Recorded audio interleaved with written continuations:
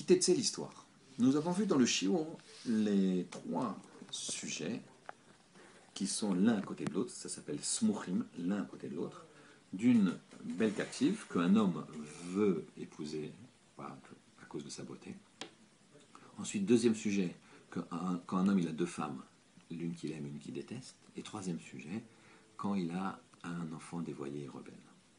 Il y a dans l'histoire de David, cet homme extraordinaire dont on a déjà exprimé de façon extraordinaire, mais un petit peu sa grandeur. Là, on va développer encore un autre point. Dans son histoire, il y a eu un moment dramatique où son propre fils, Absalom, le poursuivait pour le tuer. Et à ce sujet-là, David a fait un mise-mort. Mise-mort les David. Les commentateurs demandent, ça devrait être Kina les David. Ça devrait être une kina, c'est-à-dire une lamentation. Pas un mise-mort, pas un chant de joie. Une kina, une lamentation, un poème triste. Alors on va expliquer pourquoi. Il y a plusieurs explications. Ici, on va prendre la suivante.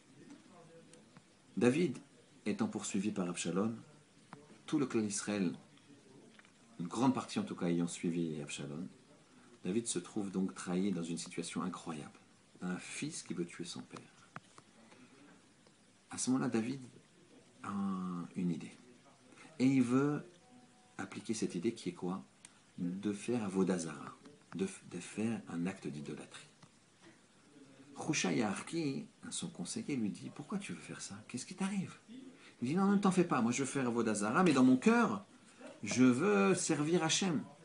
Il n'y a pas de problème. Mais je veux faire avodazara, pourquoi? Parce que les gens, ils disent, je les entends dire, David, ce grand sadique, cet homme tellement proche d'Akadosh Baruch Hu, regarde comment il finit, regarde, poursuivi par son fils, abandonné par tous. Son propre fils veut le tuer.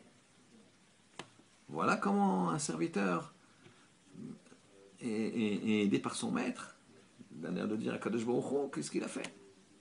C'est le machal qu'une fois l'ami du roi, à la table du roi, fait tomber un plat, il salit un petit peu la nappe. Le roi immédiatement lui dit, tu feras 3 mois de cachot. Qu'est-ce qu'il fait l'ami? Il prend la table, il la jette sur le roi. Cette fois-ci, le roi dit, tu es condamné à mort. Et après, il lui dit, mais pourquoi tu as fait ça? Il a dit, roi, je vous aime tellement. J'aurais pris des mois de cachot juste parce que j'ai fait une petite tache sur la nappe. Les gens, ils auraient dit, regardez comment le roi, il ne s'occupe pas de ses amis. Ses fidèles serviteurs, regardez comment il les traite. C'était pas possible. Par contre, là que j'ai jeté la table, maintenant, c'est normal que vous me condamniez à mort. Je préfère me sacrifier pour que votre gloire reste intacte. La même chose, David. Il préférait se sacrifier et faire avodazara et que son nom soit banni de tout le monde et que les gens disent ah ben voilà, il faisait semblant. Donc son kavod, tant pis pour mon kavod, mais le kavod d'Hachem, il sera préservé. Hushai Yaarki lui dit, mais David, tu sais bien qu'il y a le principe de smuchim dans la Torah. Quand des parachiotes, quand des sujets sont l'un à côté de l'autre, ils sont liés. Or Avshalom est le fils d'une yéfatoire, d'une belle captive. Et regarde quand quelqu'un prend une belle captive, premier sujet.